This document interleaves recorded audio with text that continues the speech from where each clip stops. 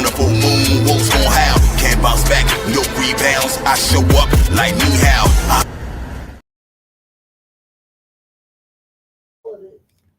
Yo, welcome back to another episode of the Tip Off. I am your host, Iceman the Eskimo, and y'all know what I came to talk about today. As we came to talk about, I see who's on the panel. We're talking about the Nets, loaded with guards and everything else that come along with the Nets. You know what I mean? So, John, Leaf on the panel. What's going on, y'all?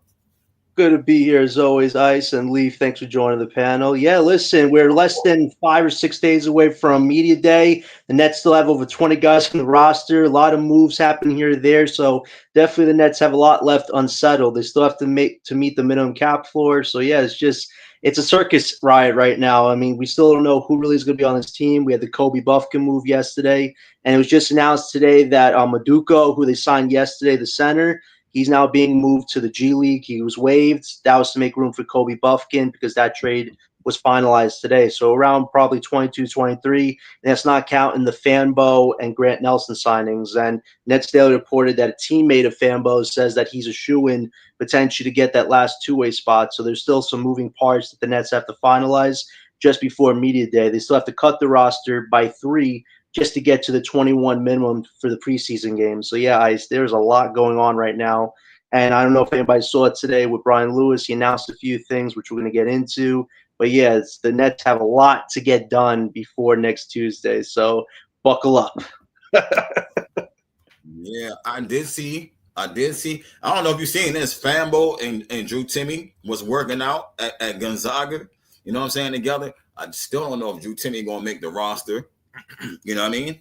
I don't know if Drew Timmy going to make the roster, but I did see that Fanbo teammate said that he is going to get another two-way. I thought he should have got the two-way, but Right.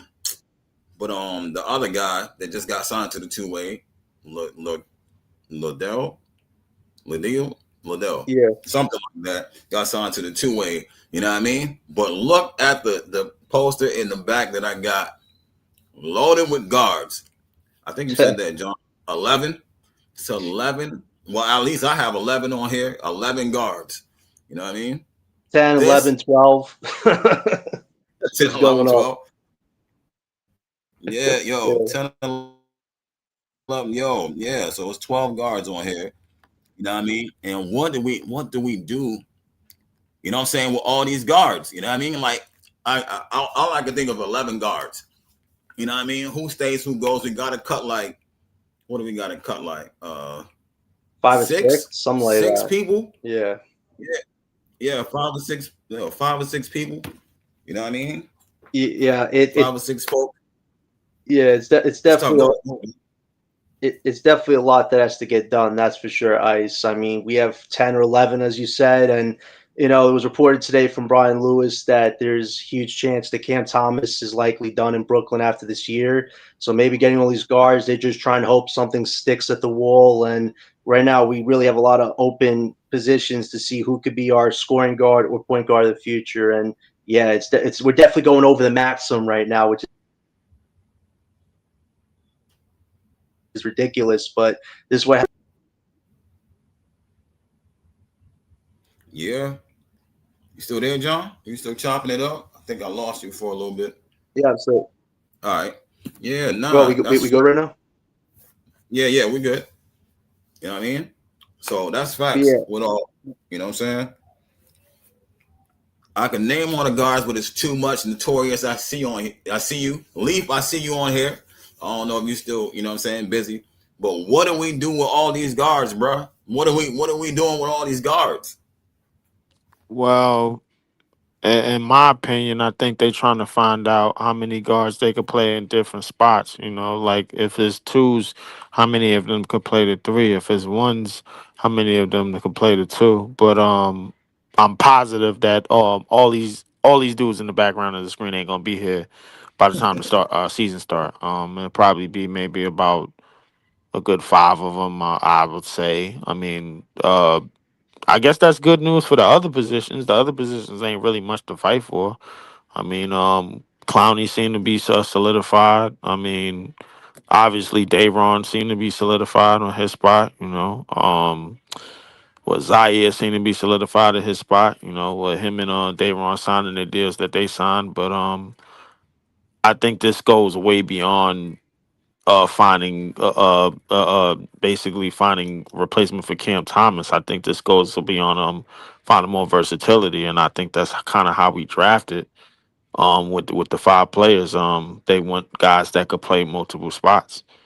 You know what I'm saying? That's what it seemed like, but it definitely seemed like they throwing multiple stuff at the wall and see what's gonna stick, but Yep. they're throwing it at the wall knowing that there's some sort of versatility that may be involved.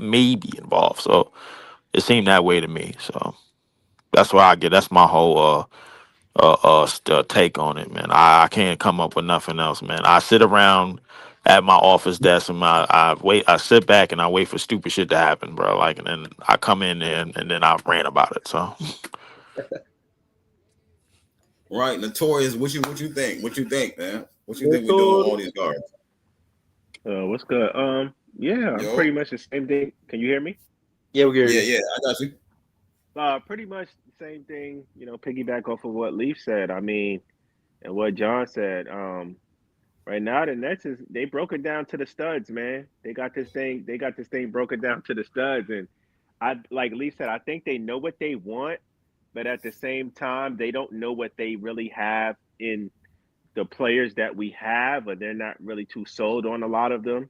So pretty much it's going to be like Hunger Games, man. It's going to be like Hunger Games slash Squid Games when it comes to the tryouts for this team because it's a lot unchecked boxes that they have to fill. So and that's why I think they brought in so many people because it's like okay, well if we bring in a bunch of people, then a couple of these guys got to stick. You know what I mean? Or at least have something that we're comfortable with to move forward with. So, um, yeah, I mean, it is what it is, man. I said the same thing to Nez Daily. I'm like, damn, we got like 10 guards. He's like, yeah, that's what usually happens when you're rebuilding. I mean, yeah, this is a this the Nets don't have any real core or that guy to really build around. So they gotta find something that's gonna stick, with their future and what they how they plan on moving forward. So Right, that's But it. right. That's a fact. You know what I'm saying? I'm trying to figure out how they trying to move forward. You know what I mean? How are they trying to move forward? Um, just to add to that, bro. I didn't mean to cut nobody off, but just to add to it, I think what you seeing on the screen is basically everything that's been said about not having a guy, and this is what sort of what a rebuild looks like when you rebuild and you don't have anybody to rebuild with, like a set at stone to rebuild with. This is basically what you're doing. You basically just grabbing bolts and knots out of a box and seeing which one will fit and help you, tool everything together. You know what I'm right. saying? And this is basically what it looks like. I mean, we only got one lottery pick, and that's Gore. And all of these guards is basically saying we don't know if we picked the right guy. We made a pick a number three or number four option to go move forward, but we don't know if we picked a number one. I mean, it's not like we picked Apollo or whatchamacallit or got a number one pick or number three pick. It's not like we picked Cade Cunningham. We got Yegor. I mean, but we don't know what he is or what he could be. We right, don't know if Drake Powell could be a better two-way. We don't know. We don't know nothing, bro. Like, I mean, and they don't know nothing. So that's it's but it's that's what basic. It's happens when you basic. have Yeah, to it's rebuild. It's a basically lot it's of basically a unknowns. mystery. Yeah, and it's a lot of unknowns, and it's basically saying, "Yo, the NBA ain't gonna do us no favors, so we gonna have to figure this shit out ourselves." You know what's yeah, ironic, Leaf? I called this team the Junkyard Squad last year. Well, now we're just a junkyard. Like literally, we have an organization that's searching through all the scrap heap, broken down cars. I mean, we call the Brooklyn Ward. I mean, Kobe Buffkin, another injury-prone project. We're hoping to rehab and get something out of. Like, this is classic Sean Marks 101. Will it work? Probably not. Will potentially find us a piece that we could utilize somewhat? Probably. But this is just like the ebbs and flows of this current regime. Like, they're looking for anything because they know they screwed up last year's I'm supposed not gonna. tank. But here's Well, no, no, no. I wouldn't necessarily say in terms of like if you want to say they're screwed up in terms of the tank, that's fine with me, bro. Like, but at the same time, at the very least, they're missing out on Ace at number what 5, I guess, or missing out at or Fierce at number 7. That might have been the big layup miss. I don't know for sure, bro. Like we don't know. The only time to tell. What I can say is they not looking for the NBA to do them no favors if they out here signing all Right. these dudes because they don't. Because even if they do use these players to tank or to have a bad record this year, I mean. I, I don't think they still. I don't think they believe that the NBA is going to help them with anything. They like we got one pick this year, and we basically got one shot like Eminem. Man, you do not miss your chance to go off.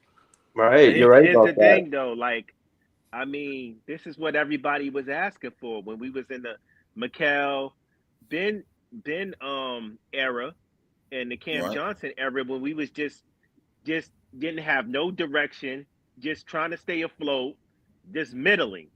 Everybody was asking for the organization to pick a direction. Now we finally pick a direction, and Muggs is starting to see that hey, this shit ain't gonna be a sweet ride. People want to complain about it. I Yeah, get it. but Yo, I don't think we this is could the direction though. This is right. basically Right. This That's the this is problem. this is let me tell you something. basically like it's like the furniture store that I'm working This at. is It's a the bunch of direction. scraps. It's just that a lot of y'all don't agree with how they're going about doing it. They're rebuilding. This that's the direction we're going. It's no doubt about that. It's just that Right. certain Right. fans question how we're going about doing it based on us not. Some people feeling we didn't fully go in on the tank last year. You know what I mean? Right. Based off of us picking 5 picks this year. So yes, we're rebuilding. It's just that a lot of fans are not seeing the vision or not understanding why we're going about it the way we are. No, You that's know what I very mean? true. That's very true, Joey. And Ice asked us how we navigate this. Well, we really can't navigate this till we handle the Cam Thomas situation. And Brian Lewis of the New York Post just confirmed today that Cam signed the qualifying offer, saying that he's walking out of Brooklyn. Like the marriage, honeymoon, whatever you want to call it, is broken. The relationship between Marks and Cam is beyond repair. So the ironic thing is, even though he signed a $6 million qualifying offer, he can't be trade eligible till December. So this upcoming month in November, beginning of the season, is crucial if the Nets want to get something back for Cam. But if you let Cam play the whole month and he goes off, that could disrupt whatever plans we're trying to do with the rebuild. But at the same time, if you want to get something out of Cam Thomas, you got to find him minutes too. So you can't really trade him until a team sees what he does for pretty much 1 month of the season. So it'll be interesting to Can see what is left of this relationship because you I are don't not know, going to get Josh. nothing back for Cam I got a unless you play different. him somewhat. I started thinking about this Cam Thomas stuff, and I kind of think, man, listen, the league pretty much Cam Thomas ain't gonna play his value up no more than what it already is. The league Fair already point. has their mind made up about Cam Thomas. Right. They shown you that based off of the lack of offers that he got when he went into free agency. They like, yes, we like Cam, but we want him at a certain price for a certain role. You feel what I'm saying? Like, you're not I gonna agree with fleece that. nobody. You're not Right. gonna fleece nobody to give you fucking 2 first rounders for Cam. Cam Heck Thomas. You're no. just not. Yeah. But the, You're not but in the that. prob but the problem is, bro, and this is why I said the Mikel all the Mikel deal did was split the Nets fans into groups of 3. On one side you got the tankers, on the other side, bro, you got the Cam Thomas lifers, and then on the other side you got the we believe in whatever is going on, whatever type of shit they gonna pull Just off, try your man. best to win. It's Yeah, just you just dumb. try your Yeah. best to win, dudes, and you basically got it's divided into groups of 3, bro, right now. So like the tankers niggas is pissed off at the We Believe niggas, and then the We Believe niggas is pissed off at the Cam Thomas lifers, and then the Cam Right. Thomas lifers is pissed off at everybody because neither one of the two is believing that Cam Thomas could lead this team. Only the Cam Thomas lifers is, Right. and a lot we bump heads with them every day on a daily. So now what you have is you trying to cut loose ends after the next 300 something days. I mean, So yeah. by the time Cam Thomas leave this team, I will be making I will be making a Love Hurts video. I swear to Oh God, Listen, I'm boy. making I a like Love Hurts Cam. video, and you already know who I'm dedicating the shit to. I like Oh Cam. my I'm not gonna gosh. sit up in here I and like disrespect Cam him. too, but I have to understand. You have to understand that Be Cam had realistic. played his best basketball when he's the best kept secret. When he was the best kept secret on the Nets, and he wasn't on nobody's Nobody know about chalkboard. him. And Right. he wasn't on nobody's chalkboard, he played his best basketball. Now that everybody knows who he is, now he's been on chalkboards. He's been averaging 30 something minutes a game. It's been ugly. Yeah. Well, it's gonna be Yeah. interesting to see what happens next Tuesday. Is Cam gonna get mic'd up? Because if Cam doesn't get an interview next week, I'm like, I don't know what the hell is gonna happen in the next few weeks. Because if Cam isn't even answering questions, getting media time, that's a front office decision or his decision. It goes to show you this October, month of November till December 15 could be really bad for the young guys. Like, I don't want it to hurt the development of our young guys. I agree with what Joey's saying. We really are trying to rebuild around who we drafted and the vets. The good thing that Brian Lewis reported today is Haywood Highsmith. Once he comes back, they're likely going to get his value up, trade into a contender for some picks. That's part of what this process is this year, using your veterans, building up their value, getting more assets, but you also want to let your young guys get development too. So the good news is for all these guys we got, there's going to be a spot open once Haywood gets traded. So these other guys that are fighting for a spot right now, keep fighting because your time will come. I'm all on board for that. It's just I really don't think we're going to get anywhere as far as progress with the young guys until the Cam situation is settled where he's traded, because that is just a toxic situation nobody wants to talk about it anymore because it's already done. The marriage is broken, the relationship is over. Like, they both just want to get the hell away from each other. So I hope that happens as soon as early December, so these young guys get as much playing time as possible and we go into next year's draft hopefully getting their franchise guy, because truly, Ice, we cannot build a single damn thing until you have that number one. And we don't have a number one, a number two, or a three. I know people say MPJ right now Exactly. is a temporary third, two, one guy. That's all fine and dandy, but eventually he could be a trade chip or a third option. We need the number one. He Right. was the Whenever number 4 on his 15. championship team, Yeah, bro. To be yeah, he did. honest, Well, he was a So number three when they won the title, but when they got Gordon, then he he became was the number he four. was not a number so 4 what when what he did was you not a say? number 3 when they won the title. You know Well, why a he was lot of one. people in the Nets fandom don't agree with the tanking, because like what Leaf said, they like, yo, no matter if we go, some really believe this, no matter if we go out there and tank our ass off and be the worst team in the league ain't going to throw us a bone anyway. So why go out there and try to That's what purposely I'm lose? saying. I think in the history of the Nets, if you go back, you could go back to the last 25 years and to go back to the start of the Jason Kidd era. We've been doing everything on our own. Like when we got Vince Carter, we did everything on our own. Like, this is the reason why we flipped teams when we got to Brooklyn and went for the gusto. I mean, Right. everybody call it going for free agents, going for trades, and this, that, and the third. But that's what we've been doing. If you really look at it, bro, I draft like the way that we drafted. We're not getting what OKC is getting. We're not getting Of what course not. Charlotte is getting. We're not Yeah. getting what Philly or Boston is getting. We never got that. But to be fair, we haven't had our draft picks in a very, very long And time, it, and we know why. Yeah. So Yeah, Right, that's how but we right, go right. because into because a games. lot because a lot of different front offices have traded them, but there's probably a reason that why they have traded them is because they probably knew in advance that the NBA wasn't throwing us doing us no favors, and then they wasn't throwing us no bones. They know Right. that we don't know what we're doing with some of these picks any damn way, so it's probably in our best interest to make something out of nothing, kind of like how Kenny Atkinson did when he didn't have no picks and he was here by himself, and Sean Marks had just got the job, and we had one direction, and that direction was player development because we did not have no picks. We were stuck in a Chase Budinger era, and we had to make something out of Karis LeVert and Jared Allen, and we And turned them Spencer dudes into Dinwiddie. legitimate, and Spencer Dinwiddie. We turned them dudes into legitimate players, and by the time free agency came up and we got some money, that became another distraction. We had another lane, and we took that lane, and we went for the gusto, and it didn't work. But to Now we're be starting from fair, scratch. we got to look at it from a holistic perspective. In that free agency, Kyrie and KD chose Brooklyn. It wasn't like, you know what I mean? They said, "Listen, we want to go to Brooklyn." When you're at that level of KD and Kyrie and you're in free agency, you kind of choose where you want to go. And then the team says, "Okay, we'll make, yeah, sure, come along." Like, so we get why they went that direction because KD and Kyrie chose Brooklyn. Now, if KD and Kyrie didn't choose Brooklyn, we probably would have stayed on the same path because we wouldn't have had no choice. So with the Yeah, we player would. That's development and exactly what we would have did because remember, we still didn't. When Katie and Kyrie chose us, we still didn't have no picks. We were still going forward, bro. With the whatchamacallit, like the lottery is rigged. I'm sorry, it is. I guarantee you, bro. If the Celtics, I'm Well, sorry, this I'm sorry, past bro. Don't. year, it was The definitely lottery protected. is rigged. I Yeah, guarantee. past I year was. guarantee I you, bro. didn't want to believe it until this year's lottery. Yeah, you A had people had this. 0.2% chance of getting the lottery, the best pick, and you got it. Come on, come on. This Where's that lucky? hold up. I have to make people understand this party and every Nets fan that's gonna watch this. Bruh, you saw for yourselves. You saw this past draft lottery how things work in the NBA, bro. Like it does not work for the teams that's just looking and searching and don't do the NBA any favors because the NBA ain't doing us no favors, bro. No, All the Dallas Mavericks had to do was just ship Luca off to To whatchamacallit, and they LA. got a favor done.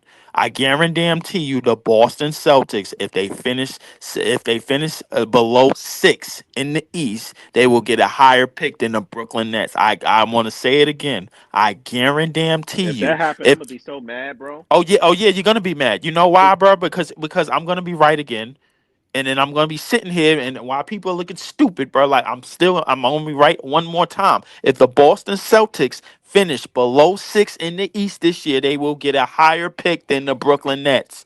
Book it. oh, if they get the Boston man, Adam That's Silver suggests that's go find a tough. different job. That's for That'll sure. be tough. That'll be real tough because I know people already said that was going to happen, especially on TikTok, that they think that's going to help happen if the Celtics tank. But some Celtics fans actually think they still going to be in a playoff hunt.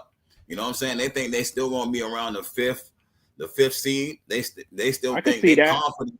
They confident in their Those roster. those Celtics fans are not smart, bro. Like they really not. They don't understand. They don't understand. They don't understand Yeah, but the East is how. kind of weak though, bro. The You don't Yeah, think East they is could? yeah. Hold on, the East is kind of weak, but that doesn't mean that you can't revert and rebuild, bro. In this free agency, and try to do things a different way. Hold on a second. Yeah. No, you could do things differently. You know what I'm Yeah, they saying? could. I mean, we don't know. I mean, at the same time, man, there's a lot of people on Boston that's really like, they got a lot of veterans, bro. They're not gonna be trying to play to lose. Like you got Pritchard, you got White, you still got Brown there. Like, granted, like yeah, they got a couple of missing pieces, but they still have, to me, even with those pieces missing, they have a middle of the pack team in the East. So I can see them being like between fifth and seventh seed in the East, easy, like with the squad that they got. right. That's But just yet, me. at the same time, though, Boston and the Patriots, let's not count the Patriots either. They got lucky. The trade that they made this past deadline, they got back their own pick. I forgot which team it was, but they got their own 2026 pick back. So even though this season for them is going to be challenging, if they make the play-in bracket, they have a chance of getting a pick out of nowhere. So, like, there are definitely some teams, even in this week East, that could potentially be in the lottery with us that would just be a soul crusher. I don't think Yeah. Philly has a pick, though, this year. So if they're a crap-ass team, I don't think it hurts us because I don't think they have their I pick mean, this I'm year. like Leaf. I'm not too high on the lottery. I mean, I get it. It's the right way to go if you're rebuilding. But we've seen too much stuff. Like we've seen teams make the play in and then get the number one pick. We've seen Dallas get the number one pick this year. It's like, damn, like okay. And I get what Dylan was saying. Like, hey, even if you don't get the number one pick, if you go out and you take your ass off, the lowest you can go is the fifth pick. I get it. But at the same That's the time, only man, I saving grace of that. That's the only saving grace. And you know yeah, what's crazy? The commissioner just recently said that, because some fans were complaining about not having access to watching the games because of all these new streaming things. And he said, fans really like the highlights more than watching the actual game. Really? So we just want to watch 4 minute highlights of a game as opposed to being able to view it on TV. Like there's something wrong with the NBA right now. Like the care is gone. Like they don't care about the All-Star game anymore. They don't care about this or that. They just care about money, money, money, money. Like whoever gives me the best profit, that's who I'm giving the best pick to. So like the Brooklyn Nets cannot count on the NBA to bail their asses out this year. The best the I Nets can do is find that balance of being bad, but at the same time, you want your young guys to show some type of development. It's really on Jordy this year. Like it's going to a huge amount of the burden on us getting a top pick will be on Jordy's hands. I know last year that hurt us because he wanted to win, but it really is up to him to find the perfect balance because this is a circus right going on Brooklyn now. All these guys on our team, the Cam Thomas situation, the Hayward situation, like he really has to figure out how to move the chess pieces for 82 games that will hmm position that's very well for a top pick, but at the same time, you want your young guys to feel like they busted their ass in right. something tough I first think year. It really is on him to nail that for this team this year. It's gonna be tough. I think it's going to be different this year because yeah, last year we we had. I mean, granted, we had some young guys on the team, but we also had quite a few veterans too. You feel what I'm saying? That we were still trying to get off. This year, man, like we're really young team. Like it's barely any veterans on this team. Right. Like the veterans on this team is who Claxton and Terrence Mann. yeah, Terrence Mann Yeah. and MPJ. Those are your veterans, bro. Like this is a Right. very, very young team. And I find it very, very hard to believe. As good as Jordy is, I find it very, very hard to believe that he's going to win over freaking 20 games with this team. It They're would just be too it would be inexperienced. shocking. They're It too would be inexperienced, too rough Oh, around the so edges. so Go ahead. all right. So with that, yo, what's good? Yeah. The highlights thing. The kids, the young kids, the younger generation. My son, around 20. That's all he watch. Every once in a while, he'll watch a game with me, but he watches highlights. He more watches the what's the other league called, like Ball is Life and stuff like that, whatever, you know what I'm saying, whatever those shows Mm-hmm. are on YouTube. Me and Bree's son, they be watching those. So it's the younger generation who really don't watch the games like that. But Because Jordy, these kids got a short attention span, man. That's why they don't be watching games. They got a short attention They span just want because to watch highlights and yeah, but YouTube it's not videos. but it's not their fault, bro. It's the fault of these cell phone companies and House of Highlights, bro. Like, come on, bro. Like, let's be real, bro. Like, how many of these kids is literally growing up with a phone in their hand and then they learning everything from the phone? Like, come on, bro. Like, it really ain't their fault, bro. They being fed something, bro. Like that's basically systematic and it's basically gonna grow into their DNA. Like playing 2K every fucking year. And it and as stupid as the commissioner sounds about the highlights and not making the games accessible, I kind of think I gotta think back to the day and age we in. Listen, man, streaming is very popular. If you want to find a game, you will find a stream for it. If you really, really want to find it. So I don't think the NBA is too pressed to make the game super accessible for people because I mean, streaming is out of control right now. Like, if you Oh, want to it's find insane. something to watch, you're gonna find it. No, you're right about that. And another thing is, it seems the NBA is really digging into the Euro part of it. They're going to have the Euro League now in 2 years, 2027, I think they said today. So, like, and we are now becoming a Euro team ourselves. Like, I feel like really that the only direction that makes sense here is that we have international guys leading this team. There are two potential international stars available 2027, and Giannis or Joker. And the Nets want to build a young international squad that can play Euro ball, that can eventually be attractive to an international star. It really does feel like that's what this team is trying to do, is to feed into those different markets, different demographics, because that's what's going to sell for this team. Now, is that an Absolutely. identity that represents Brooklyn grit? We're going to have to see how these guys play, but that to me is the only thing that makes sense because direction-wise, none of this really makes sense as far as if you want to be a winning team. But if you're trying to do the Euro type thing, I can understand it a little What? bit, but that means these guys That's the really got to direction No, the no. play NBA What? is well What? for I, going. you, I'm. eventually. I'm gonna say this. What I got from the Adam Silver comments is that at least when he said the kids go watch highlights is like basically he's saying we need our goddamn money back because they put out a team and found them Stream East kids, bro. They found them motherfuckers in Egypt and they looking to give them federal time. And Stream East, and by the time they found them, Stream East was up another 2 hours after they got indicted. So like they've been looking for them for a while. So like the whole streaming thing, I could tell you this. I tried to stream the Thursday night game. I don't know if y'all seen. I went Thursday night live on my page when the Packers absolutely outclassed the Washington Commanders. Yeah, I they went. look good, man. Yeah, they look very good, very solid. I got to get some more Packer gear for real, for real. But yeah, when I did that, I had to go to Amazon Prime is actually up right now. I ain't gonna hold you, and it's very, very hard to stream off of Amazon. I ain't gonna lie to you, bro. So if anybody is finding streams for some of these Amazon games, and it's gonna be a lot of them on NBA and on NFL and on MLB, bro. Like I'm telling you right now, this is basically the commissioner saying, "Yo, we want our bread. Like enough of that streaming shit. Like yo, By the way, we want all them bricks with by the dip." way, I don't I want to wanted to say it say, on here, but Stream East is still up. Just to let you know, it's still up. No, no, no. Stream is still up, and I'm not. No, I'm not. Yeah, Stream I is know, I still up know. because they the initial kids that put it up, they got indicted. What happened was somebody else had picked it up, and it's basically like a friend by friend site. You know what I'm saying? I could send it to somebody, and they could hook it up. They could put something on there, and think and this Oh, that, okay, okay. Yeah, going and yeah. going. Oh, So so it's one of those. So like it's basically think of it like a domain, like a domain name which you could share. So back then, like domains was like the thing and everything. So like think of it like a domain name that you could share and put your homies right. on and make sure this site is still afloat. So they they could probably change gonna the get it. domain name to master IP address, and then they just share it. Yeah, they could do all of that. Keep It's changing real. it. It's real high tech IT shit, bro. I went to a couple of classes for it, bro. Like I know a couple of kids that went to school for it. They know how to do it. They know how to do it like ABC. I ain't gonna lie to you, but yeah, but basically what I got from them comments is when he said, yo, the kids could watch highlights or whatever, whatever. Yo, we need our Yeah, fucking yeah, bread. yeah. Right. And Yeah. another thing, I wanted to say something about the international thing. Um, I think the NBA, well, I don't think the NBA is competing with all the sports in the country and around the world. The NFL, hockey. So they're trying to expand their market, bro.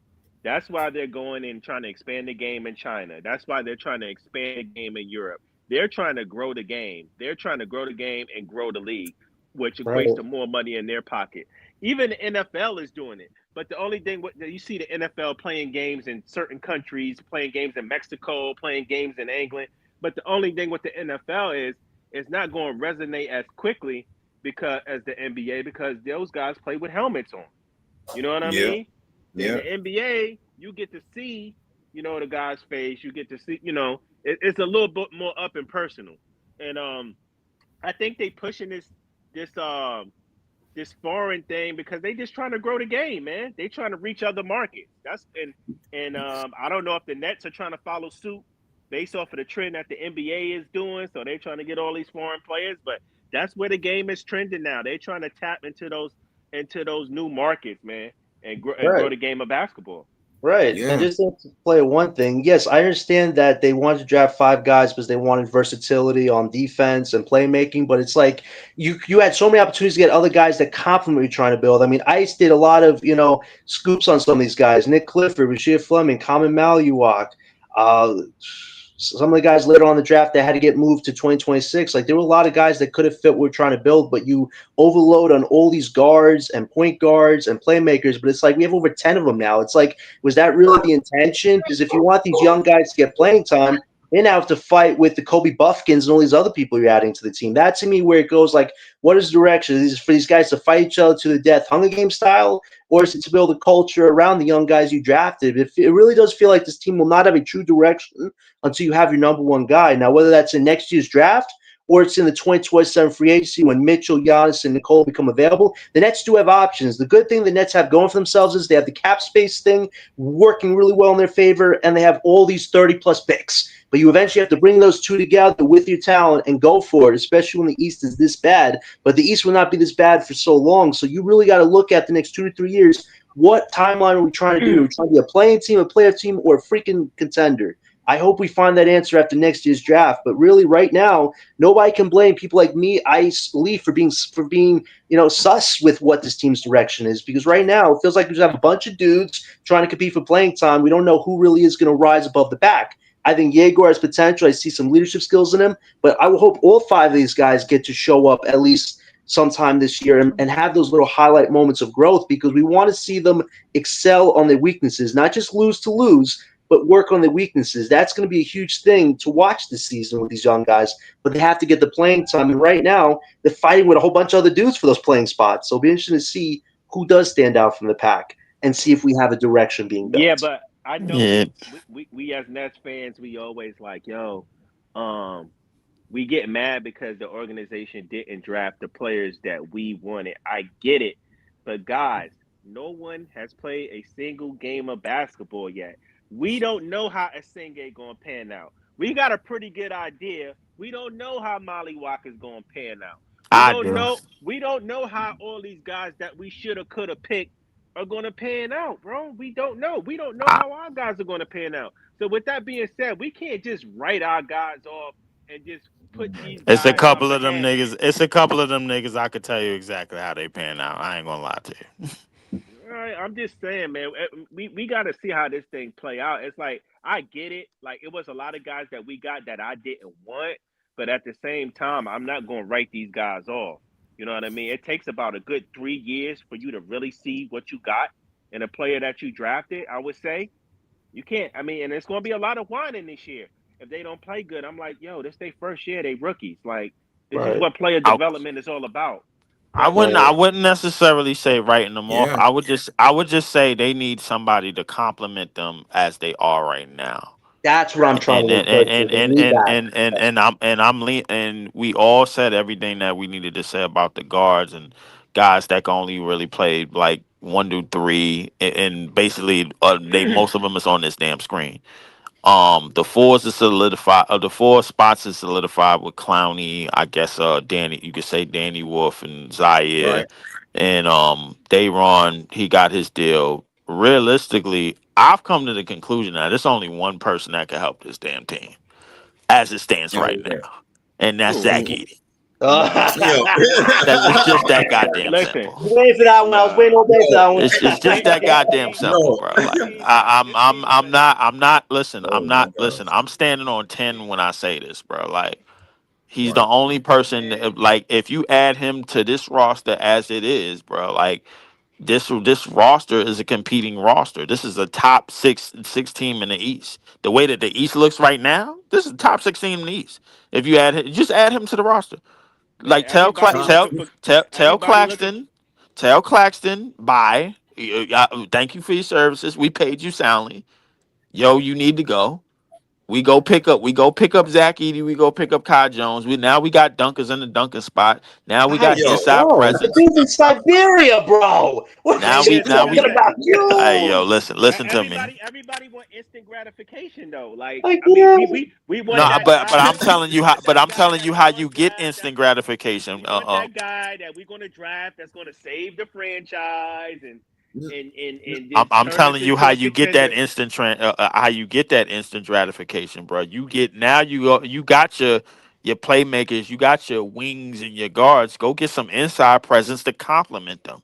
Go get your dunker Yeah. spot to complement them. Go get your screeners. You go get your dudes that's gonna rebound. That's gonna command the paint. Go get them. Now you go get them. Now you got your guys to complement the players that you already have. If you just got guards and you got weaklings around them, bro, like, and they gotta, and now you got to put a guard at the 4. Oh no, our 5 is missing. Now we got to put a guard at the 5 that wasn't meant to play the 5. Now you're discombobulated. If you go get these pieces that I'm telling you to go get, you don't have these problems. we def You are competing. we definitely need a center of the future. Leafs aren't right on that. I mean, I do think Claxton in the next year or two, I don't know if not this year, but probably next offseason potentially, he's likely to be moved to a team that really can utilize his lob threat. Like he's not a great offensive player, but there definitely be some teams with cap space that might want to take on his contract and have him play with star potential players. But If the we Danny go out Wolf, and get Zach Edey right now, he will have a 7-year stretch that is out of this world. I don't know if this, the Memphis, I don't know if the Memphis thing will happen, but I definitely think Hornets and Oh, Pacers are two teams to yo, keep an eye on because they don't have centers right now of the future. So those are two teams. The Memphis thing, it's really if Ja wants. Like if they're desperate to keep Ja, they might go after Claxton. But if not, if they let Ja go and build around JJJ, then that ain't gonna happen with Zach Edey. But it's definitely something to think about. But They really really, don't want like, to keep Ja. They don't know what they're doing, bro. yeah, They fired their coach. well, they have picks to rebuild, but I think for right now, the Danny Wolf situation is going to be super interesting this year because we don't know if he's a forward or a center. I think Ice was right. He's going to get some time in the G League, but definitely middle end of the season, bring him up, let him play 8 to 10 games straight, see what he's about because we really do have to figure out what is Danny Wolf's role. He's the only big we really drafted in this draft, and he definitely needs a role, but having Claxton makes that tough, and then Dayron is our backup, so Wolf is definitely going to have to get playing time in the G League, but we definitely want to see him in the pros to really see what he can show you, what he can give you on offense, and what he can progress Imagine on Danny Wolf defensively. on the court with Zach Edey in pick and roll situations. That would be that. man, I don't know if I that just exists in this yo, world. yeah, nah, because that's the type of center he needs so he can flourish. You know what I mean? Yeah, yeah, Like, and that's the cyber center that they all need so they can flourish, bro. Because they all basically play pick and roll any damn way, bro. Go look at Jago, how yeah, many pick and rolls he ran. Go look at Danny Wolf. Go look at Trayor. Go look at all of them. Go look at all of yeah, them. picking. How they draft. They all play pick and roll basketball. They all fed the big. If you go get Zach Edey now you command that attention. Now you got somebody on the inside, bro. Like now your team is almost complete. You build that now. Basically, now basically you could go out and go get your shooters and go get your marksmen and turn them into that because that's how you want to play anyway. You play inside out, and now you got a legitimate screen setter to make this all fit. We get Zach Edey today. We are a 1 through 6 goddamn team in this weak ass East. How much is Zach Edey making? I think he's only making $4 million, He's so we're gonna have to take on Zach a Edey's five only making contract for 7 mil him. a year. Well, He make Cox making 22, so you need another contract. Who's that guy that got the Magic traded to Memphis? The guy who was with Denver when he won a you title. talking about KCP? He's CP. We'd probably have to take back his contract, Zach Edey, to make that work. Or the Nets willing to bite the bullet there a little bit Yo, financially to get KCP Edey. only That's the getting question. paid for 2 more years. That's another veteran. That's a 3 and D. He's really he's more of a good defender than anything. But if we get big back yo, Zach today, bro, we all contended. funny. But now, Lee, you said Really it when funny. Zach 80. Hold on, because I'm trying to get this down. You said It's with Zach nothing 80 like on it's the not. Hold up, it's nothing like the Cam Thomas segment, bro. Zach Edey has came into yo, this league already winning, bro. Excuse you. yeah, nah, yo, with Zach, you believe with Zach 80 on this here roster that this is a definite playoff team? Yes. So, Wow. so, all right. With that one piece missing, right, and the roster the way it is, how Well, if you add Kai Jones to the mix, brother, and then we cooking with grease, bro. What? We don't need Kai shows. I can't leave. You have me on Zach Edey. Once you brought up Kai, I was like, I can't. Because He's now, out no, of the no, league no. right Because now. hold on, I'll tell you why. Because when you get Kai Jones, now you replace what Claxton was doing, bro, and you bring Kai Jones in for 20 something minutes off the bench. You replacing what Claxton was doing, bro, like with easy minutes, but he's not really a starting big. So now you circle the center minutes around him and Zach Edey, bro. Like, and now you don't have a problem in the paint anymore. Now you got somebody to lob in the dunk box that you got to pay attention to, and now you got a screen setter, bro, and Zach Edey that you got to pay attention to. That's going to create space off the screens and dive and get on be all over the rebounds. It works. You have your inside presence. Here's my question. Jelly-O, do not try me on this, bro. Here's my question: Is Kai Jones better than Dayron as far as a backup center goes? What do you want more? The lob threat that Kai gives you, or do you want the defensive rebounds? Which Dayron Sharp is probably statistically one of the best rebounders in the NBA. I think he's He actually is, the but best I rebounder in think, the NBA. What's more but important to you? you got to ask yourself, look, bro, who's a if the answer is Kai Jones, then you leaning towards obviously Kai Jones being a better defender. The only thing that Davion does better than Kai Jones is probably rebound. That's huge, though. Kai Jones as a backup, bro, is a better defender, better shot blocker, better rim runner, better in the dunk box, better finishing around the rim. We all seen it. We all seen it. If you don't remember that game where he was dunking all over Claxton, bro, go look at it. It's on YouTube. So this is So my like opinion. So hold on, because you said with Zach. So if I was Zach 80 on this roster, the way it is, how many games are we winning, bro? Like, you know what I'm saying? How many games are we we winning? where we easy, bro. That's an easy 40. That's an easy 42 games where we I win. mean, Well, what? without him, 42? not Yes, with him, easily. without him. How many games we winning? Without him, without Yeah, him, yeah. without him, we'd be lucky to win. We'd be lucky to win 25. Like you said, 42 games. Listen, I Yes. like Zach Eady, Leaf, but you need a franchise guy. Zach Eady's like your third or fourth guy, man. No, no, no, 42, no, no, that's no, no, a no, lot. no. What you missing is, bro. Like, Zach Eady. It's not about Zach Eady being a guy. It's Zach Eady being a presence. Oh, okay, When you okay, when you okay. have when you have a presence along with with all of these guards that we have, now it works. You have a presence that doesn't get in the way, bro. He compliments guys, bro. Like screen setter. I got you on the rebound. I got you on a weak side help. Nobody's gonna try me in the paint. When I switch off, yo, we got enough athletic and wing guys to get out and switch. That way he don't have to. That way he could cover the back end and he could cover the basket. And as a rebounder, you already know what he does, bro. Go look at what Memphis did not fall off as a rebounding team, and it was because of Zach Eady. Because we all know Triple J don't rebound. We So all what's your know that. starting five with Edie on this team? What would your ideal starting five be? Because your point guard and scoring guard have to be as great as Zach Edie could be to win 42 games. What's your ideal Yes. starting five on this team? My ideal starting five: MPJ, Cam Thomas, Yegor, probably who at the four? I would say Zaire, probably mismatch Zaire or Clowney. I want to give Clowney a chance, but I say Zaire for now, and then I say Zach Edey. All right. We winning for in this weak ass Eastern Conference, bro. We're winning for 42 games. We can win 42 games with Zach Edey in this lineup. So I'm so positive. all right. You so basically, you saying we legit Indiana Pacers with Zach Edey. That's what you're Yes. telling me because we don't have a guy. Pacers? Yes. No, no, I wouldn't say legit Indiana Pacers. That's a little bit too far. Yo, That's I that's let a me little write bit this too stuff far. Too down, man. far. This Leaf Well, Tiffany's I'm could just be saying, like amazing. I mean, Hallie We is not their guy, but I'm we not saying a like we the we way the not a team would be conference finals team, bro. Like, come on, like that's where we're not. We're not a conference finals team. What I'm telling you is now we have a presence. When you have a presence, bro, now the other pieces could roam on their own. Now Jaeger could roam on his own. He could come into his own. He doesn't have to worry about other shit. Now other players can roam on their own, bro. Like if you pay attention to how Zach Edey affects the game, bro, on both ends of the court, bro. For Memphis, just last year alone, in the limited minutes that he was playing, bro, is one of the main reasons why they had the record that they had. I'm telling you, bro. Like without a big like like the rebounding and big man is really really been Memphis' true identity. Go look at when Steven Adams was playing, and go look at when Steven Adams got hurt. I'm telling you right now, it's the same thing with Zach Edey.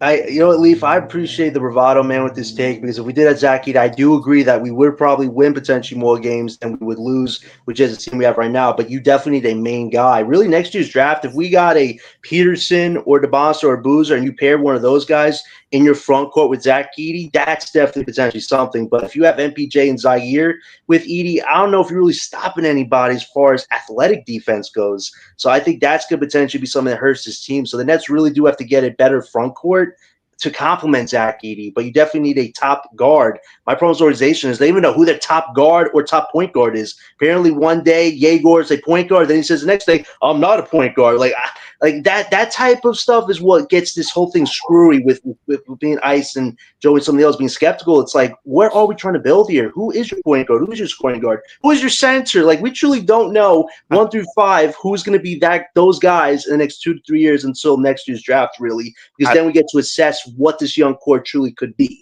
So we're in limbo right now. I think with Zaire, with Danny Wolf, with Clowney, with even with Dayron still being on the roster, even with the other guys that we may or may not move to the three, that's on the screen right now, bro. Like and with MPJ, I honestly believe, bro, any kind of if we get Zach Edey and Kai Jones today, any type of lineup that we run in the front court is acceptable to me. Anytime. I strongly believe that because the reason being is because now going back to what I said, now you got somebody that's a big body force on the rebounds, like in a great screen setter, and he's gonna command attention in the paint, bro. Like along with what we trying to do on the perimeter because we know we're trying to shoot, and PJ is going to be letting them threes fly if he got Zach Edey in the paint to rebound. You know what I'm saying? And then if you got Kai Jones coming off the bench, now you got a rim runner. Now you got an athletic threat. What did I miss? Why are we talking about Jay, Zach you Edey and missed a fucking lot. Yo, Ty Jones cause on yo, with MPJ? hold on. What I'll did I just give just you the miss? rundown. Yo, Lee said with Zach Edey on this here roster, we would be 40 games winning. Without Zach Edey, we would be lucky to win 25, bro. That's how we got there. But we just talking about all the So he guards on the said Zach roster. Edey is bringing 15 wins personally. Just soon as he Jay, on the Yo, team. Jay, this is the best Leaf epiphany we're ever gonna get. Enjoy it. Yo, man, what's good, y'all? How y'all doing though? It's we going good, chilling, Jay. you know what I'm saying? Chopping it up for a little bit, you know what I'm saying? Chopping it Uh, up for a little bit. I was talking about all the guards, Jay, all the guards Yeah, I see on, we picked up another guard, right? yeah. Right there. Kobe Buffkin. Kobe. No, after Kobe Buffkin, did we pick up another dude from G League, Windy City Bulls? But that's a center. That's Maduko. He's Oh, a center. center. All right, Yeah, all right. they sent him to Now the we G did League actually today. no, there is two more G League guys on the G League team though. That's guards. They Yeah. traded for two guards on the G League team. It's like they really, really are looking for their point guard. Remember, that's what I was saying when the draft happened. I was like, "Yo, they didn't get the guard they wanted, so they got a bunch of guards, and they trying to see which one works out. But they just getting more and more guards. Bro, Yeah. they want Circulates. either everybody to be a guard or everybody to be 6'8", 6'9", one or the other. Yeah, like 11. Me and John says I got 11 on the screen right now back there. 11 guards. We Who's got the to cut. 11th? It was 10 Um, yesterday. Who's the 11th guy? Is that Kobe so or somebody else? yeah. Kobe made So all right, I Okay. can't. Is I don't know. Kobe Buffkin good, bro? Like, cause I didn't last night on Breezy page. I think I pulled up too late to when y'all talked about that. But is this kid even good? He hasn't Yeah, played a Kobe. lot. He's missed a lot of time. He hasn't played a lot, but he got skills. You know what I'm saying? He got a little bag with him. You know what I'm saying? Yo, JP, I got Ricky on the poster. Ricky right there. You know what I'm saying?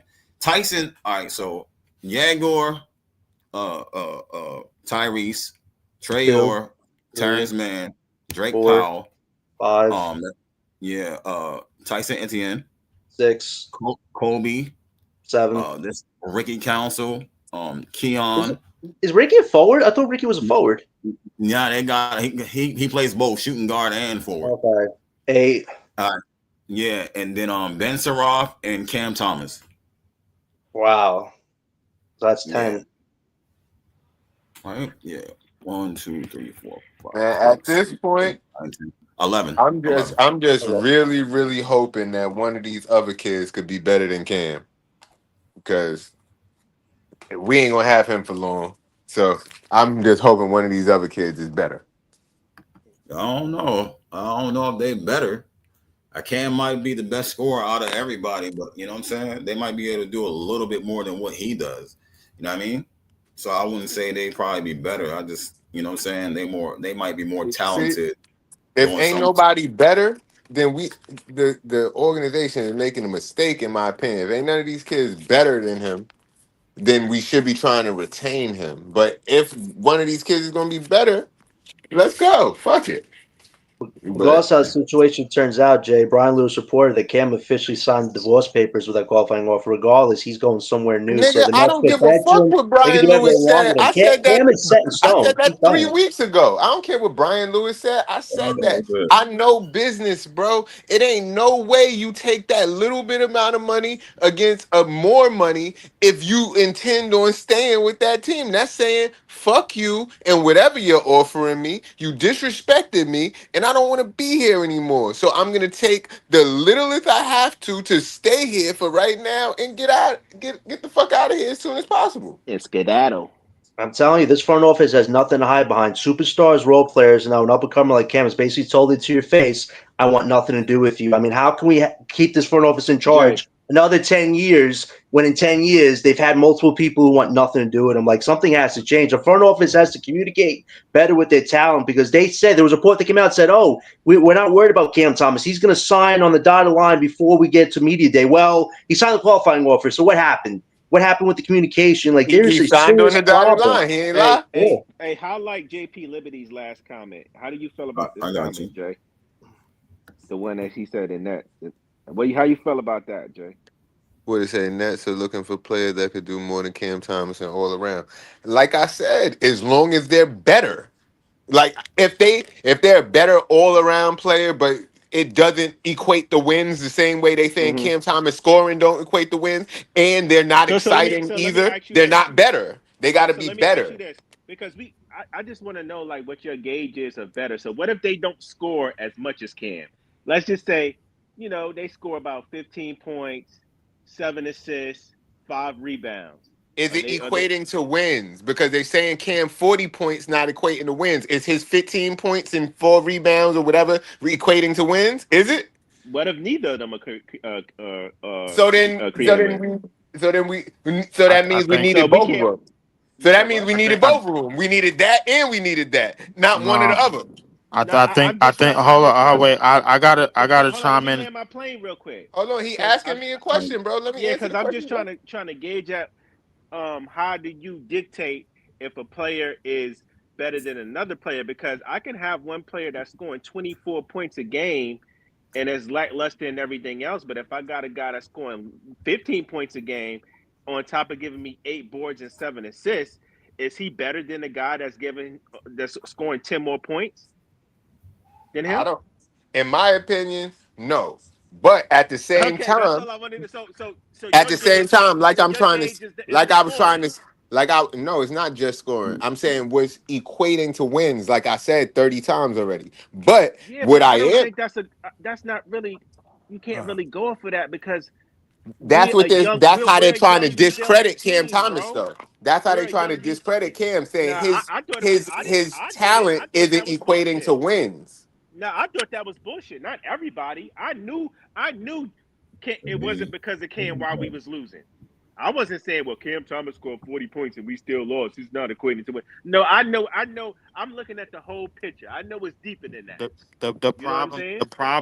the problem is when Cam was at his best when he wasn't the number one defensive assignment on players on teams chalkboard. So then That's them when he was at his best. That's cap. Because when he It's scored them not 340 cap. point. All right, so when he scored them 340 point games in a row, who was the focal point of the Who who was they? knows, bro? Yeah, if it wasn't nobody else besides him. And maybe Bruh. they Yeah. didn't know him that well, but it's like it wasn't nobody else to focus Yeah, Right. on. but And that's what then I'm what trying we to tell. But stay right there, Jay. That's what I'm trying to tell you. They didn't know him that well when he was the best kept secret, bro. They They still didn't know him. don't. He's still a best kept secret. He right. He's can't still in no. the Is he same though? place he was then. Is he? Is He he? not. Your I own don't league know. know He he a it bucket, bro. How he a best kept secret? it can't be, bro, because them 40-point games ain't coming like they used to. It can't be. teams Because definitely adjusted to now Cam Thomas. if they're sending double teams to bro at him now, bro, now that he I getting think it's 30 something so minutes a much game, context and they know sample him sizes, now. Yo, bro. bro, hold They on. know Wait, him wait, now. wait, Leaf, wait, wait. Leaf. They know he's the only offensive spark on this team. Of course, they Exactly. send everybody It's after easy. him. It's easy to guard But That's Cam I'm that's just Thomas coming. saying, when if you know. but Hold on. or It's maybe easy the to kid guard just Cam started Thomas. passing the ball a little bit more too, so he's not going to go Not, out there and focus on only scoring 40 points but every not game. only that, it's easy to neutralize Cam Thomas when you know he's the only really Exactly. offensive threat on your team.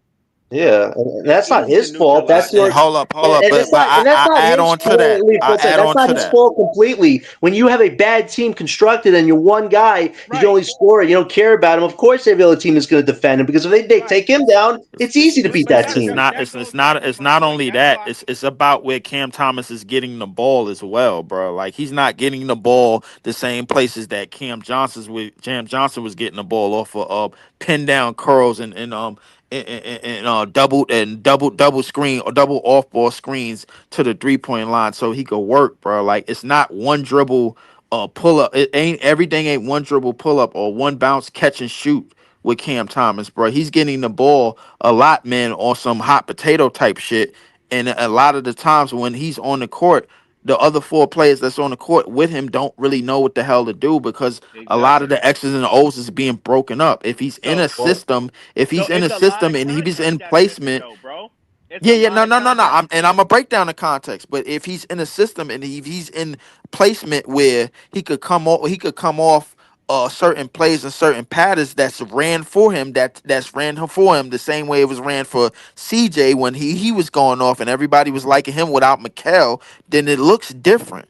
Cam Thomas is gonna become much better, bro, when it's 3 dribbles or less. I'm you know what? telling you. You know what? It'll get That's better what for Jordy Cam. says, but I Wait, disagree, man. it'll get better for Cam when he has another guy that can score with him. The problem the last 2, 3 Exactly. years with Cam Thomas is the team around him was mostly defenders. The Twins were defenders. Doe was a Exactly. defender. Claxton was a defender. Ben Simmons, who's going to retire soon, was a defender. So And Cam was your only offensive spark. And here's the thing: Cam was throwing out 3-point opportunities to Doe. How many 3-point shots did Dorian Finney-Smith right. miss off of Cam Thomas So finding him wide open, and he missed Yeah, them? so yo, with that being said, because of what John said, I will never ever put all the blame on Cam and be like, oh yeah, we lost because Cam Thomas scored 40 points. And no, it's a lot of context missing. We Yeah, lost because you know what? Like John said, he didn't have anybody else on the court to score the ball. He didn't have anybody else that would garner enough attention to get him enough open looks and other people open looks.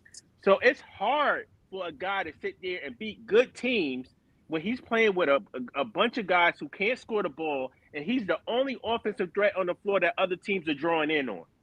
So exactly. no, And it was a flawed yeah, system. that's a fact. I'm not going to put all that blame on Cam. However, comma, there are other areas in the game that Cam needs to improve on. And we've talked Exactly. about that. He's an Yep. excellent 3-point level scorer, but that's not the only way you affect the game. So that's why I asked the question to Jay because listen, you don't have to score 40 points to affect the game in a winning manner. You know what I'm saying? Yeah, no, You could go out there and yeah, score 15, grab 8 boards and 7 assists, and get your teammates involved, and you can affect winning in that way. And you didn't score a fucking 40 ball. right, right. That's facts. LM, I see you in the chat. Yo, Hello. we talking about Cam right now, and I was talking about the 11 or how many guards we have on this team right now. You know what I mean? Like we loaded. Like what you think about Cam and the guards we have on this team? Um, I just think it was. I think this was just bound to happen. Um, as soon as I saw he took the qualifying offer, I was just like, yeah, he's out of here. Um, I just don't think he wants to be here. The league now, in terms of his type of skill set, like it's going away from that. You know, a Right. lot of the two guards in the NBA are guys that can score, but also, if not great defenders, good defenders. Like it's just going towards a matter of 3-and-D wings or 3-and-D guards or whatever the case may be. I just don't think, in terms of the front office, they view Kim as part of that. Um, so I mean, it is what it is. Me personally, I would rather prefer he stayed in that or stays in that. But My bad, y'all. Breeze called me. Every time we talk about Cam Thomas, Breeze called my phone, man. It's like Yo, Are you What? serious? it's That's like yo, that I is don't some know, bro. It's real like he got an psychic stuff. innate right, yo, but I mean, it is what it is. Like I get the argument, but I just think it's for a 27th pick, and I don't want to make this about like because you see players from all over, wherever you pick, whether you 16, whether you 27, whatever. If you put in the work, you can make a name for yourself. But I just think with him being 27 and just him coming at this team at a bad time where we were just in championship Damn, mode. Cam that old? No, Uh, no, no, no, no, no, no. no. He was He the was the 27th Oh, you 27th pick. mean you pick. mean where he got picked Yeah, at? Yeah, yeah, yeah, Right, 27th right, yeah. pick. right, So, right, right. so 20, he yeah, just came. If we were at, I feel like if we had this team now and he was drafted, I feel like it would be different. Like because you will have him out there to make his mistakes, but also learn. Like he came here at a point where we were trying to win a championship, and our front office or whoever it may be wasn't really with rookie development. We wasn't on that. Like we had our guys, and we was trying to win.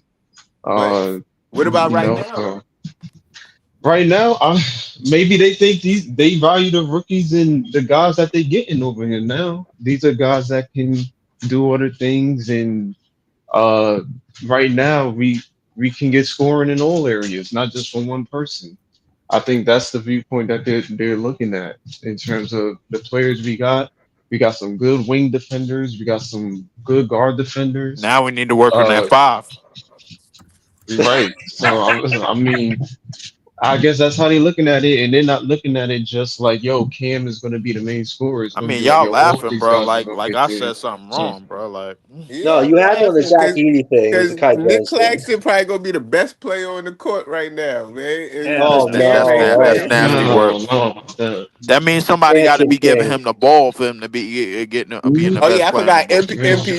MPJ gonna be better than him, and maybe Exactly. what's that other guy? Terrence Mann. Like Yeah, Yo, when I maybe when I King. look maybe when I look something. at But Claxton, bro, like I see to myself in terms of the center position. There's nothing about him that's like, all right, yo, I know where he is at all times on the court, and I need to be on my P's and Q's. I need to be make sure I'm on point. I don't yes, it see nothing is. from him. No, it ain't. That's not The true. only thing is when he You rolling know to the he gonna basket. be he gonna be the guy that's going to defend positions 1 through 4 at least, and he gonna need help with with guarding He some of gonna the need big help with his five. own guarding his own Yeah, position. Position. and Shit is crazy. he But gonna that's be the thing that faster. You know confuses he me gonna about be this more too. nimble Like, than more of the dudes that's at the 5, and you we talk know about that fine he a him rim guarding runner. people. They should have got more people that can help Jay, you've been telling me that Clax. shit for Like, 3 years, bro, and Yo, I've we been gotta check seeing out the very police to get minimal of it. rings, man. We What, do. him being more nimble than they big talking guys? about What getting you more. mean? We got 11 Yo, be guards on this nimble, team. Jack. Be quick. Nobody in the front office was thinking like, yo, let's get some big bruisers back down in the court in the front court to I help am. Clax. We had Bro, Like opportunities that's to niggas, get them. Hey, Jay Bro, already told I- you that's next y'all they being don't happy like with that he's bruisers. winning us the European next draft basketball pick. bullshit, man. how? Yo, Yo, Nah, Breezy, that's not Euro. It's not Breezy. even the Euro Bro, team thing, Breezy. It's this it's little just Euro shit. breezy in the Claxton don't know how lobby, I to y'all. said defend go get big her. Breezy I big said go. Ball. guards. You already Wait, know guys, what I said guys, to go wait, get. hold on. Yo, Let Breezy chime in, man. Breezy, Big tell us hit. what are your thoughts, Breeze, on the news from Brian Lewis about Cam Thomas. We want to hear it, man, from the I didn't source. hear the news. What would he say? He basically says that Cam, when he saw the qualifying offer, means a divorce is imminent and he's likely leaving. There's no chance of reconciliation. Regardless of what the team does to him, they could bench him, do whatever the hell they want. Cam is leaving for another team after the season. Oh, he That's what he that's reported. that he's a journalist. He's doing his job, bro. I think in his validity to what he said, John. I'm not gonna pretend like it's not. But at the end of the day, we still got to see Cam Thomas play with these said players. They Right, are teammates. Like to an right. extent, yeah, they're competing for minutes and they're competing for rotation minutes. I get it, but I'm looking at how we loaded with guards, bro. None of them are elite scorers like that. And as far as elite defenders on the perimeter, I mean, we might have Terrence Mann. Y'all said Buffkin. Um, bro. Drake So that's what Powell, I'm elite saying. Like guard. Drake Powell, he's a rookie, so I'm not, going to say, oh, we should demand that he be this elite defender out of this rookie season. But I don't think that I do think that to John's question, I do think that the relationship between Cam Thomas and Sean Marks is strained. I do, but I do think that All right. we still All right. got to get through the entire season before we get to the off season. and it's going to be a lot happening. To John's point the other day on the stream, he said if there was going to be any trade, it would be after December 16th. That's correct. 15, December 15th. Fifteen, Yes. yeah. All Yeah. right, December 15th. So that means we got what? 1 October, November. We got about We three got months. 2, 3 months. We got 2.5 months of basketball before any decision is being made. In that, in my opinion, as y'all already know, I think Cam Thomas is going to win over the hearts of the fans. I do. Wow. I feel like I feel like what's going to happen is this. And what I realized and I'm not gonna hold you. I'm not gonna hold you. This is partly me doing the KVN podcast with Tea Time. Before they got Jalen Brunson, the fans was kicking up dust about Jalen Brunson for like 2 years. 2 years. So my point is that the front office hears the fans. Whether they listen and agree with the fans and do what the fans are asking is one thing, but they definitely hear us. If Cam Thomas, like mind you, all of these guys that y'all talking about is going to play, but if Cam Thomas coming and can show that he can play in Jordy Fernandez system, whatever system that is, it's going to be a hard pill to swallow for the Brooklyn Nets front office and um just the what you call the visual specs of it, because in my opinion, the Brooklyn Nets does not have a good rapport around the league with free agents because of KD, Kyrie, and Harden, and now with draft pick said Cam Thomas. So the Brooklyn Nets have to find a medium. They can't just walk. They just can't waltz around acting like, oh, they could do anything, like they got 17 championships like the Celtics or the Lakers. They're going to Right. have to find some middle ground to say, all right, we got to find a medium with these players. We can't just act like we're the biggest thing in town. So you can't just make it seem like because, oh, we got you contractually the way we want you, that we just going to do whatever. It's going to be upheaval, for lack of better words. You know what I'm saying? Fans is going to start getting frustrated. And I'll land a plane saying this because I don't want to be too long-winded. Where I work, there's a guy who bought season tickets last year. He said to me, in quote, I'm not buying season tickets this year. It's no reason for me to buy season tickets. There's nothing exciting about the Brooklyn Nets. There's Wow. nothing going on for me to want to come to the games as a season ticket holder. I'm not saying that he said that he ain't going to no games, but there's other fans that think the same way. Why do I want to buy season tickets when they not doing right by the fans? So they're gonna have to listen, even if it's because the fans are not buying season tickets or whatever. Sooner or later, they're gonna have to find some middle ground. Because as I of ain't even been now, picking up their phone calls. They be right, calling about season tickets. I'm leaving them on. They're like, Jason, can you please pick up the phone? Like, we'd love to talk to you about our options. Like, we got free programs going on right now where you could come in and just tour the Barclays and see our new facilities, and then maybe we could talk about something. No, we ain't got nothing to talk about. so Sorry. so hold on. Let me pose a question to the panel. Whoever first, right? Shout out to Ice, everybody. Yeah. What do you think about the Brooklyn Nets and what I said? Do you think they could just waltz around and just do whatever with the free agents and have bad rapport with the free agents in the draft picks? Or do they have to find some middle ground? Like they it's a give and take relationship. You know what I'm saying?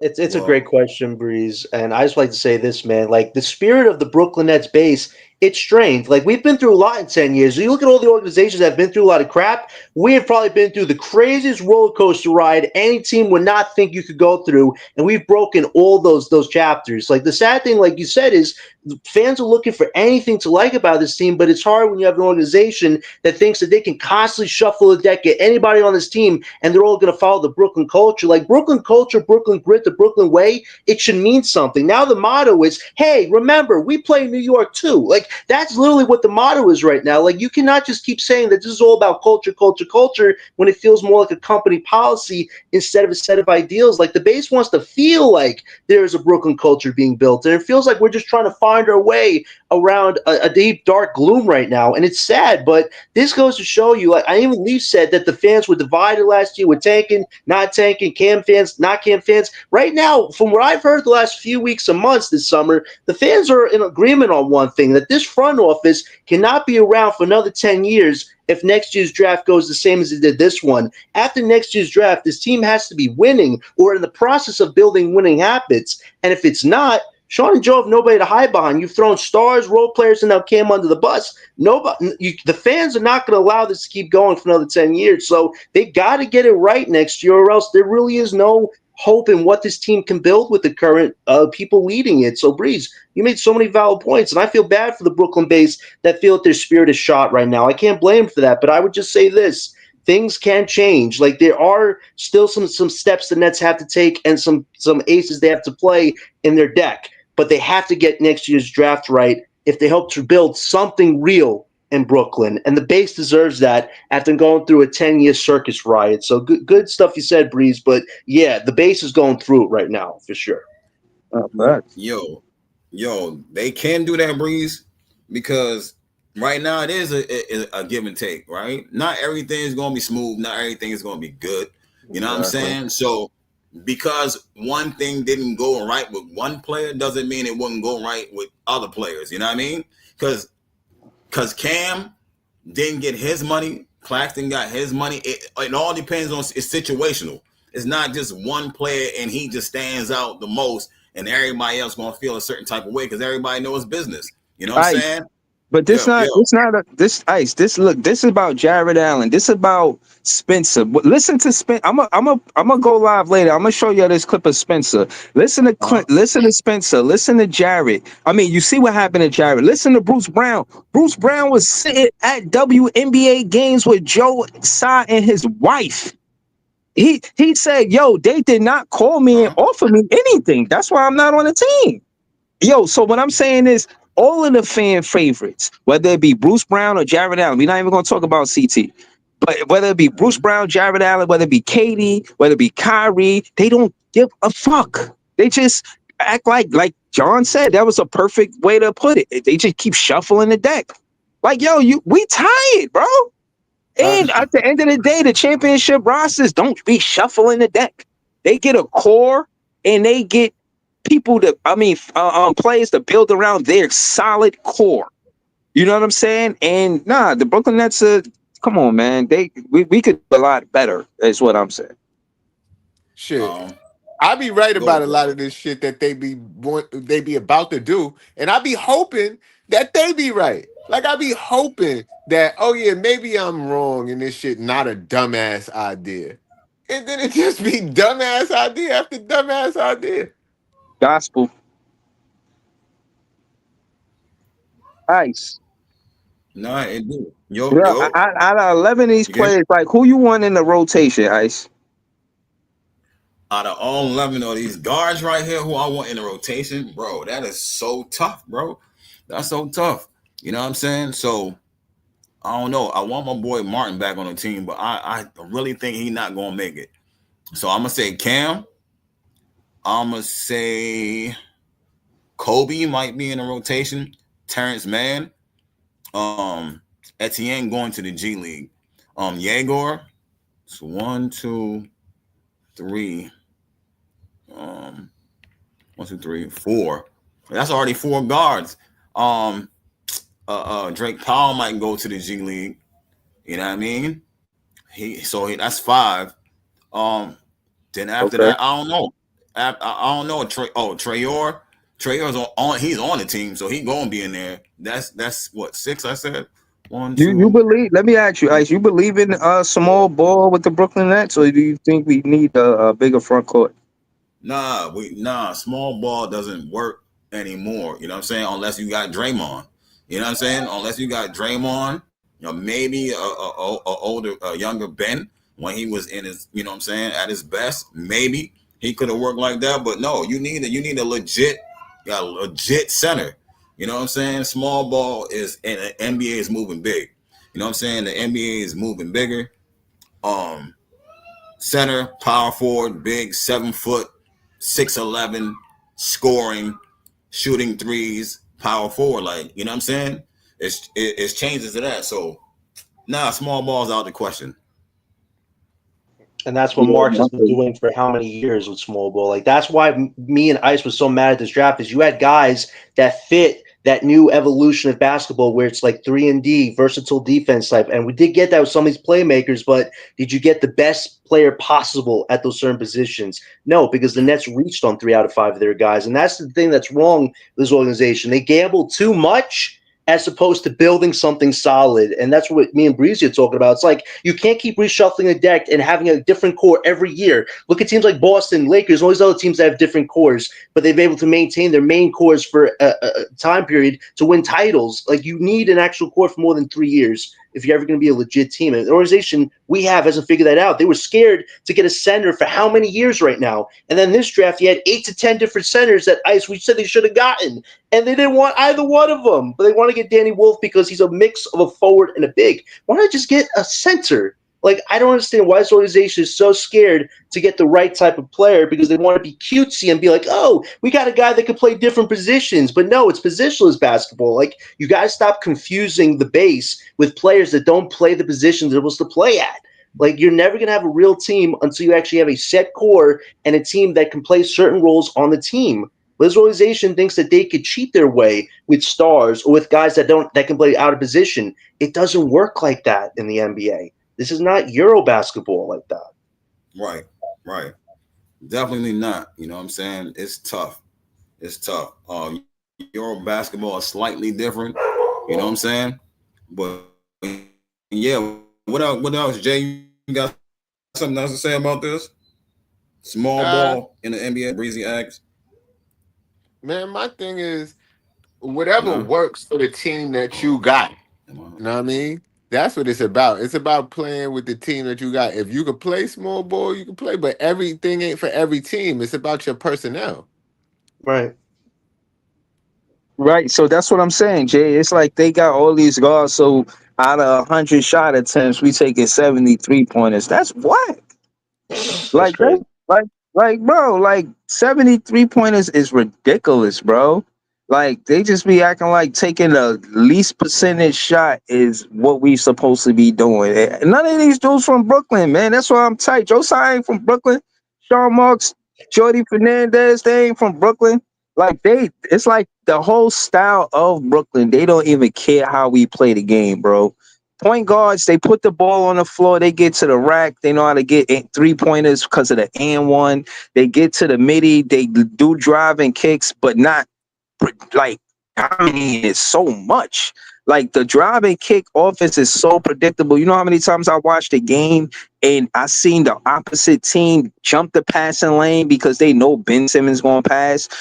That's why Schroeder was the man on our team because Schroeder would get around that pick and take the midi. After taking the midi for so long, they have to react, bro. They have to do something different. They can't just sit in the passing lane and wait for the driving kick. So, you know what I mean? I just think that Diego, he could be utilized as the point guard. I hear rumors that he's not going to be the point because Nolan going to be the point and they're going to make him the three. Like, damn, stop playing developing players so damn fast. Let them do Exactly. what they do to get to on how they got to the NBA. If Diego got to the NBA being a point guard, his very first season, don't make him a fucking small forward. Excuse my language. Make him a point guard. Make him if you want to transition him into a small forward, don't do it the very first season. Exactly. Do it the second or maybe the third season, but to ask him to change everything that he was doing to make it to the NBA is not fair. It's basically you're What you taking mean? away player development. Hold on, but didn't he? Ain't he the one who said he don't want to play point guard? He said it the day after he got drafted, which was weird. But apparently, somebody said that maybe the organization told him to say that because they want him to play different roles on this team. But it's like so He said stupid. He's a he's not a 6'8" point guard. point He's a guard. connector. He said, "I'm not No, a no, point I guard. I'm think a it was connector." because he was getting He his said he ass a bust connector, Joey. and he was Yeah. scared. I think it's because he was getting his ass Yeah, bust no, and he that's was what he scared to play said. point guard. That's what he Bro, said. you if You know what I'm saying? he should be a point guard, bro. Like Go ahead. connector, bro. All He right, then most likely connect. going He going to most likely be a point forward. He probably won't be a legit point guard I unless he mean, can what get his does it? handles up. Can I ask a Yo, question? he What know does he not gonna be able to keep up with the speed of the can I other point guards, the can I ask? speedy point Hey, guards. Joey, what's your question, Joey?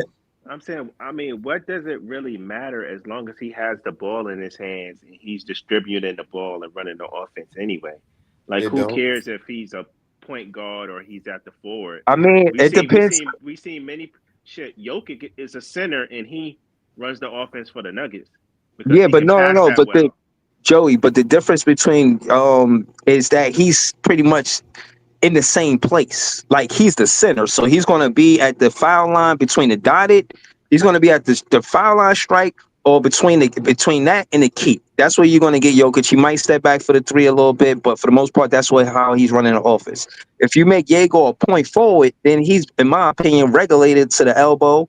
You understand? He'll be at the top of the three, but more times than not, as a small forward, you're going to be at the elbow. You're going to be at the elbow because what you're going to do? You're going to put the point guard at the elbow? No, you need the point guard to be coming straight up the middle, so that way you can position your other players. And this is the whole thing about this positionless basketball and this whole connected shit. Stop this shit, bro.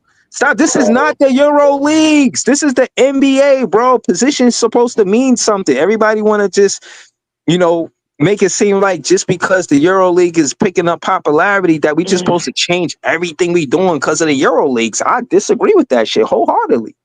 Right, and Wholeheartedly, bro. you want Yegor to be active. You just want him to stand in the 3 point corner and just take up like 8 to 10 threes a night. Like you want him to be active, constantly setting motions and plays. That's my thing with words. Like this is your lottery pick.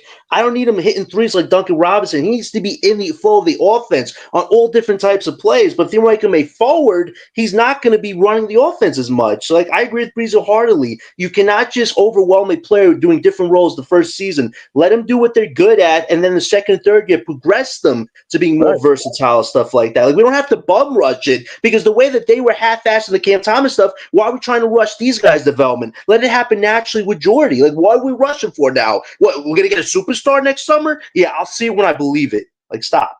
Come on. Yeah, yo, I just think that again, a lot of us as fans, we've seen a lot. We all went through 82 games, watching the games. Like we invested in seeing the Brooklyn win for our own reasons.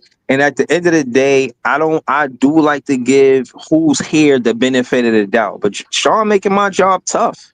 You know, I like to handle big optimism, bro. But these niggas got me dodging every dark cloud possible. You know what I'm saying? Like it is what Yeah, it is, but God damn. You and everyone else that's a Brooklyn fan. right. Yeah, nah, it's tough out here. You know what I'm saying? It's tough. Roster is we still at 24 guys. Got to cut like 6. You know what I'm saying? It is tough, bro. To cut down a roster like this during training camp, right? Training I camp. told you it's Hunger Games, man. It's easy It's like a work, man. football team. I could easily cut these plays. Let me show you how easy it is. How easy Ricky is it, Yeah, Breezy? yeah. Council, Here's the Ricky door. Get Council, Tyrese out. Martin, Kobe Buffkin. I don't want to cut Terrence Mann. I don't. I don't even Ooh. like. I like Keon Johnson. Terrence Mann not getting cut. Keon Johnson deserved to play for the Brooklyn Nets. He put on, bro. He might not be the best player, whatever, but he put on he did his very best last year, bro. And I did. And again, I like his story because I seen the player development from the beginning to the end of the season. And I was always a big everybody, Keon fan. yeah, I know you was the one calling him Neon Keon. You had me tight. Nah, go in on Keon and talk about his shooting splits and Gary and all. Y'all used to go in on Keon, bro. Yeah, I used to. Oh There was man. a lot of people in the fan that hated Keon, but I mean, I get it. Like, I didn't say he was the say all be all, but you could see I like him because he's a gritty player and he doesn't back down from anybody. And you need guys like that on your team with that type of Right. confidence. And I think and like Breezy said, the more he played, the better he got. And I think as long as you keep giving him playing time, keep developing him, keep encouraging him, he will only get better. You know what I mean? Once he garners that, you know what I mean? He garners that what's the word I'm looking for? You know what I mean? Once he gets his, once he feels comfortable. So I like Keon, man. Yo, hold I on. agree with you. Can I answer this? What player one said? He said Breezy need to stop. One of the biggest reasons OKC won was because they were willing to play positionless basketball. That's not true. Shea They was traded always for the point. Shea. That's what I meant to Shea, say. Confidence. right. Shea was the point guard. I'll give you Jalen Williams was the 2 and the 3 at times. Pretty much Shet was the 4, maybe the 5. Fucking Isaiah Hartenstein definitely played the center.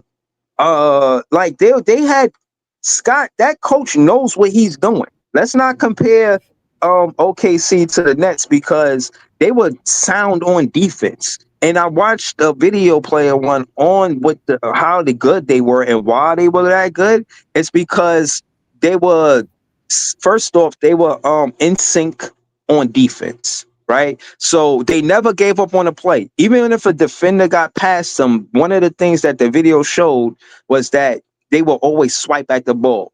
They wasn't necessarily always trying to steal a ball, but it was like they trying to deflect it. They trying to interrupt your shot. Like they just pesky and shit like that. You feel what I'm saying? It wasn't because Shea was playing center for half of the game, and then he was playing point guard for half of the game. So I gotta, I gotta firmly disagree with player one on this. And I mean, sometimes I agree with player one, but I can't agree with this. it I can't. can work, but it can't work. But just like Jay said, you have to have the personnel to do it.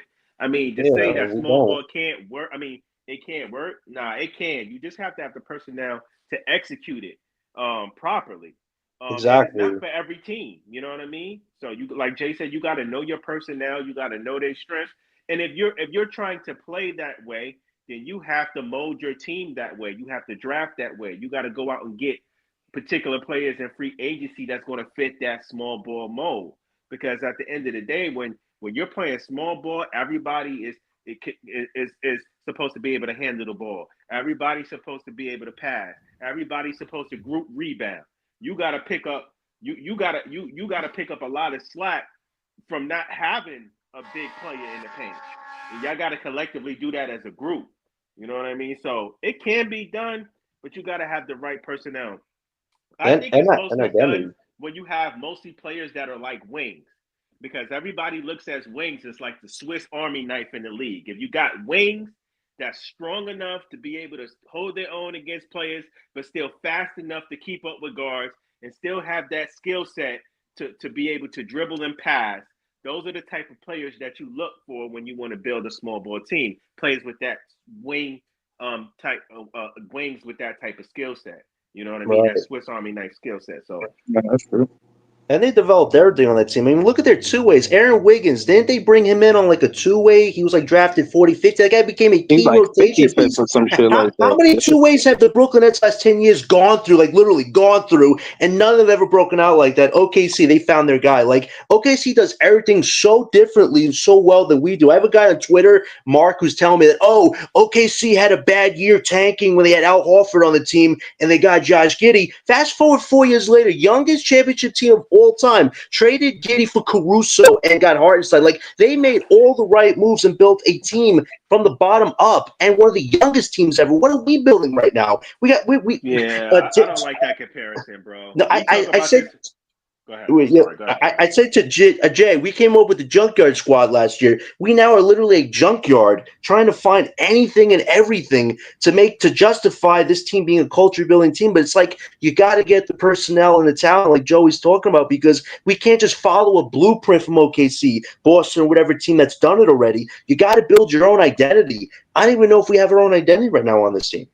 I Like just Yeah. what? want to say, John, respectfully, I don't agree with that. Agree with pretty much comparing the net situation to the OKC because, granted, yes, I will give Presti his props. He has an eye for talent.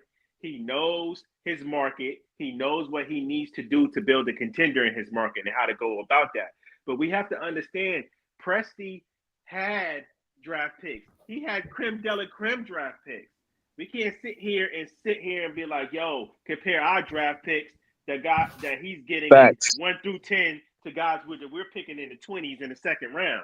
Like Right. Mark's never. To be fair, I know I'm not trying to save Marks, But to be fair, Marks never had that type of leverage in the draft. So He had it not all the just, summer, though, Joe. He had 5 picks. Yeah, He had I mean, one yeah, this is quarter the first of the year. draft in This his is the hand. first year. I get it. This is the first year. And this is the first year. And even though a lot of people don't like what they saw in the draft, these guys still haven't played yet. No, All that's fair. right. I'll give you so that, Jay. On I'll that give you that. I'll give you that. on that note, I got to close out. Y'all can give y'all shout outs. You know what I'm saying? Go ahead, do what y'all do. Great show, Ice, Joey, Jay, and big fan Breezy came on the chat, and I know Leaf was on too. Great take, Leaf. Listen, great show, guys. This is going to be a long ass year in Brooklyn, but we just got to keep the strength. Like Joey says, win, lose, draw, we here. If you ever want to talk fun basketball, follow me on Twitter. Everything BK is John, because I'm always talking about Brooklyn Nets basketball. You heard? Yo, what's good, man? It's Notorious on X, Joey BK. Listen, rebuilds aren't fun.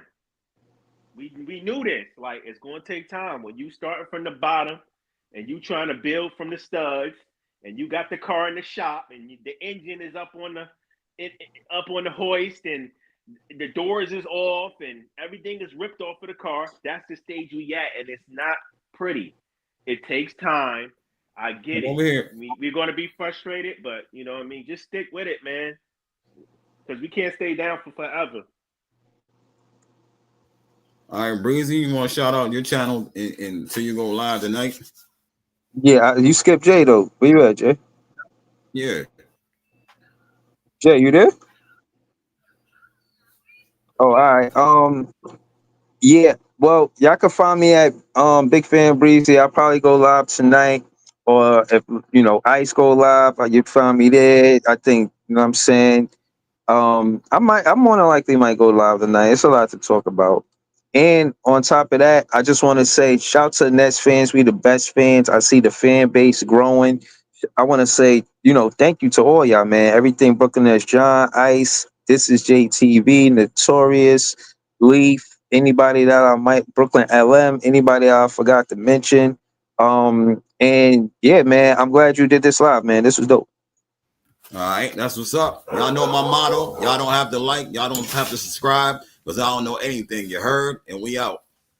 Peace. All right, peace.